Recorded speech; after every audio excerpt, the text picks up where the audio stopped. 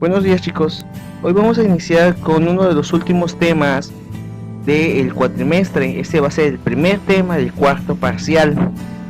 Acuérdense que ya con esto terminaríamos el cuatrimestre y estemos pendientes de todo lo que nos falta, porque de igual manera si llegan a deber materia, de esta misma forma vamos a tener que realizar las regulaciones y extraordinarios. Bien, para empezar vamos a iniciar mencionando cuál es el tema de esta clase, y es la siguiente: el maximato. ¿Alguien sabe o ha escuchado alguna vez sobre el maximato? Bueno, para iniciar vamos a mencionar qué es el maximato y por qué lleva ese nombre. Se conoce como el maximato al periodo histórico que estuvo en México de 1928 a 1934 y comenzó con el gobierno de Plutarco Elías Calles.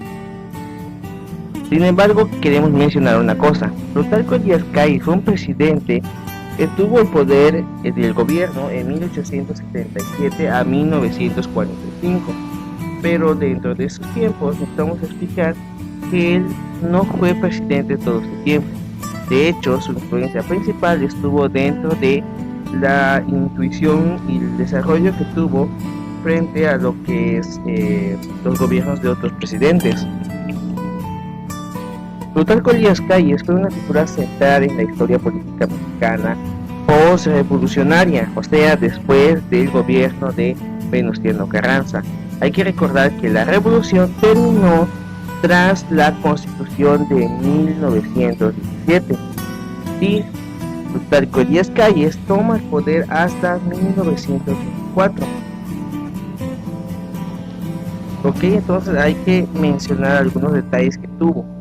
El maximato no inicia prácticamente con la presidencia de Plutarco Elías Calles, pero sí influyó bastante este personaje en lo que es el gobierno de otros.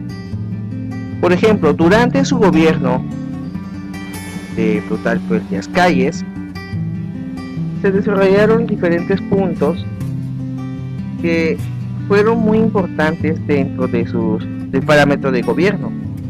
Por ejemplo, su mandato, como mencionamos, fue de 1924 a 1928 como un presidente cualquiera. Tuvo su gobierno, inició y terminó en un lapso de 6 años como cualquier otro. Durante su gobierno, durante su inicio de gobierno, se funda lo que conocemos como el Partido Nacional Revolucionario, o PNR, que fue un antecesor del Partido Revolucionario Institucional, conocido como el PRI actual, como lo conocemos hoy en día. Pero lo que destaca más fue que se autoasignó un título denominado el jefe máximo de la revolución. Esto último es muy importante y de ahí viene el nombre del periodo histórico denominado el maximato. Durante su gobierno se instauró lo que es el Banco de México. Se expandió una red de carretera mexicana que conectó a los diferentes estados. Se creó la primera línea aérea nacional, se fundó la Escuela Médica Veterinaria y se crearon diferentes y numerosas escuelas rurales, o sea, llegó la educación a pequeños pueblos que antes no podían llegar. Durante este momento, después de lo que viene siendo el gobierno de Plutarco Elías Calles, empezaron a buscar personajes que fuesen denominados fuertes o hombres fuertes para que regieran, sean regidores, sean gobernantes de nuestro país. Durante este concepto es cuando aparecen personajes que también, al igual que Plutarco Elías Calles, Venustiano Carranza, etcétera, fueron caudillos revolucionarios, o sea, los que hayan luchado en la guerra de la revolución. Un personaje que se destacó del maximato fue Álvaro Obregón. Si recordamos un poco, Álvaro Obregón fue un personaje que luchó en la revolución. Hay que dar claro que durante el gobierno de Plutarco Elías Calles se había desarrollado un gran desacuerdo que tenía frente al gobierno y lo que son los regímenes religiosos. De hecho, fue en la época de Plutarco Elías Calles cuando se desarrolla la denominada Guerra Cristera. Durante el gobierno de Álvaro Obregón fue influenciado en la autoridad que tenía Plutarco Elías Calles. Las iniciativas que mantuvo fue asumidas por Álvaro Obregón. Tuvo enorme influencia en la política mexicana, promovió las modificaciones y constitución de la nación y permitió unos efectos de reelección. Álvaro Obregón fue reelecto en 1928, pero como no logró asumir el poder, puesto que fue asesinado en julio de 1928, asume el poder Emilio Portes Gil de 1928 a 1930, en el cual Calles fue el actor fundamental de ese gobierno. Llegó incluso a elegir a sus adeidos en el miembro del gabinete, o sea, todo el gabinete de Emilio Portes Gil fue escogido exclusivamente por Plutarco Elías Calles, y precisamente en el gobierno de Emilio Portes Gil fue cuando inicia el maximato, así como mencionamos. Se denomina maximato porque realmente los que gobernaban no eran los presidentes, sino el jefe máximo, o sea, Plutarco Elías Calles. Así estuvo durante el gobierno de Emilio Portes Gil,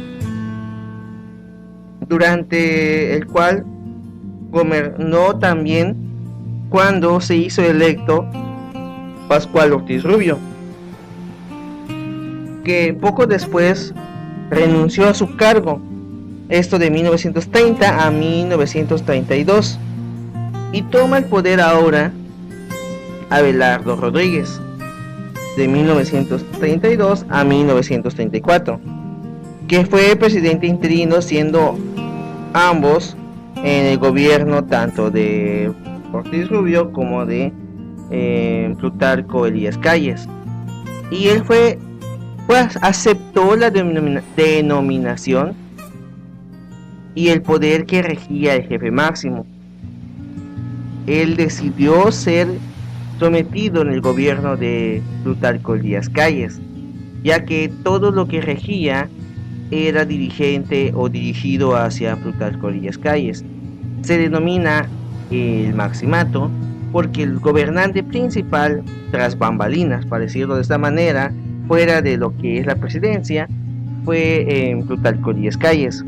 Esta estrategia la realizó Plutarco Elías Calles porque se dio cuenta que al asumir el poder de la presidencia quedaba expuesto a cualquier golpe de estado dirigente hacia su gobierno. De esa manera, terminando su gobierno y queriendo seguir gobernando de esta manera, como lo hizo Porfirio Díaz, la mejor idea que se le ocurrió es colocar a un presidente que fuese sometido frente a su poder. De esa manera el presidente estaba ahí para recibir todo el cargo de gobierno, pero el que realmente gobernaba era. Algunas consecuencias del maximato que se denomina frente a este gobierno, o sea, desde que Álvaro Obregón dejó el gobierno por muerte hasta Abelardo Rodríguez en 1932 a 1934, se reflejaron algunas consecuencias.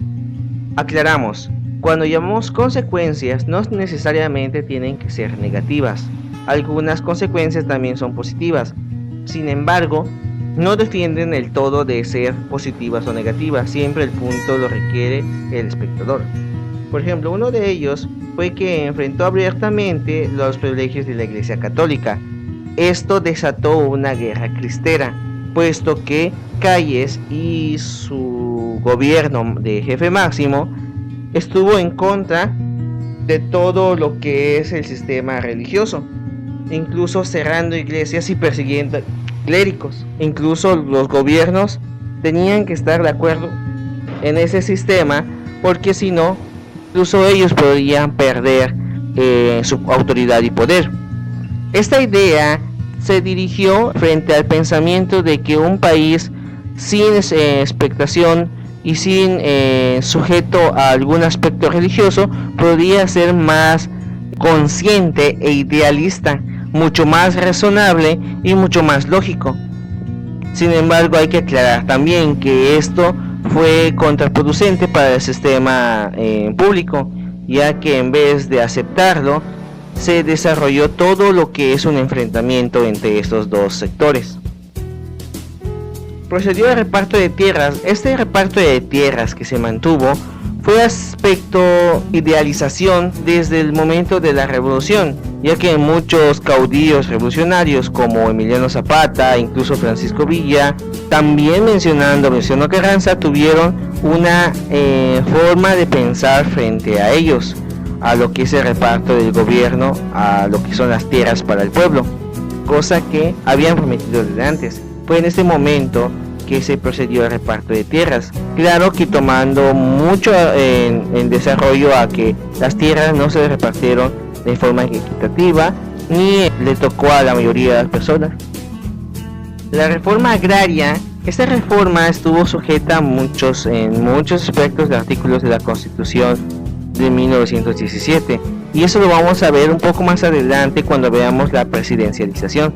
Pero hay que entender también que, al igual que el reparto de las tierras, no estuvo sometido de forma equitativa. Y la interconexión de distintos rincones de México, eso a través de las redes vial, o sea, todo el gran trabajo que se hizo frente a las carreteras entre estados, ayudó a la conexión que tuvo el país para el comercio, la cultura y los aspectos económicos que podían desarrollarse. Todos estos puntos, más otros detalles que vamos a mencionar más adelante en las actividades del modo, fueron casos muy importantes frente a la etapa denominada el maximato. Tenemos que aclarar muchos aspectos de ellos y de reforzar la idea del crecimiento económico que se llevó, ya que de hecho el desarrollo de México fue sometido a una gran depresión proveniente de Estados Unidos, puesto que Estados Unidos desarrolló una gran crisis económica durante 1929 y también el desarrollo que tiene después de la Guerra Civil Española y las guerras mundiales que estaban próximas. ¿Cuándo y cómo terminó el maximato? Tenemos que aclarar literalmente que el maximato fue una gran etapa se desarrolló desde Plutarco Elías Calles, pasando por Obregón y cubriendo los tres presidentes que siguieron, Abelardo, Gil, etc. Entonces, el término de la dichosa etapa del maximato, entonces mencionamos que el maximato se acabó en 1934 con la elección de Lázaro Cárdenas, que tomó el cargo del presidente. El nuevo gobierno fue menos manipulable por Calles, quien en ese entonces yacía enfermo y muy débil para mantener esfuerzo frente al nuevo gobierno. Incluso estaba por recibir una operación que tenía que estar fuera del país, en Estados Unidos. Eso y la tendencia de que Cárdenas solicitó una completa renuncia a todo el gabinete callista que estaba a favor de las ideas del jefe máximo, causó que el gobierno nuevo dejara toda la estipulación de este gobierno que lo azotaba y terminó con la expulsión de Calles del país en 1936, y así inicia un nuevo sistema de gobierno. Calles fue exiliado a Estados Unidos, que literalmente duró hasta 1941, que luego, después de sus operaciones y enfermedades, murió en ese país. Y México desarrolló un nuevo sistema de gobierno que conoceremos ya como presidencialización, iniciando con el gobierno de Lázaro Cárdenas. Como sabremos, Lázaro Cárdenas tuvo muchas aportaciones para el país, eso sin contar precisamente lo que es la explotación petrolera, pero eso ya lo veremos en la siguiente clase. Por ahora dejémoslos hasta este punto y estemos pendientes de las actividades de Edmodo. Acuérdense que estamos ya a la meta, para la meta final del cuatrimestre, y muchos de ustedes deben alcanzar sus 28 puntos. No se les olvide estar enviando sus apuntes. Acuérdense que tiene un valor muy importante para este cuatrimestre y nos vemos en la siguiente clase. Que tengan una excelente tarde.